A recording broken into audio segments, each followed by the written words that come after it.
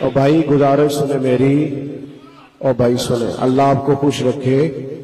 اللہ کے بندوں، پیر آتے جاتے رہتے ہیں، قرآن پاک کا سب سے زیادہ ادب ہے۔ آپ چیزوں کو سمجھا کریں، ہمیں بھی آپ گناہگار کر رہے ہیں، کیا ضرورت ہے؟ مثلا پیر صاحب کیا ہوتے ہیں، کیا حیثیت ہے، کیا کرتے ہیں آپ؟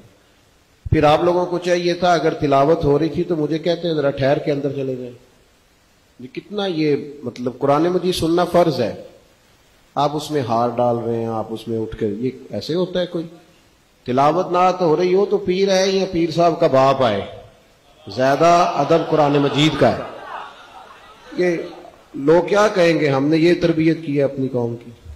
کیا کرتے ہیں آپ تشریف رکھیں جی۔ اور بیٹا ویڈیو سے زیادہ بھی کوئی ضروری کام دنیا میں اور بھی ہے، بیٹھ جائیں سارے، تشریف رکھیں۔ آپ لوگ مہربانی کریں، میں نے تو میں بیمار ہوں، ویسے ہی جانا مشکل ہے، اور ویسے بھی میں نے اس لیے زیادہ جگہوں پہ جانا چھوڑا ہے کہ آپ لوگ توجہ نہیں کرتے، جو اصل کام ہے وہ۔ اب دیکھیں مجھے اتنی تکلیف ہے، یہ پتہ نہیں کتنے دن رہے گی، کہ قرآن مجید کی تلاوت ضروری کام تھا، فرض تھا، اور یہاں کیا ہو رہا ہے آپ سمجھیں۔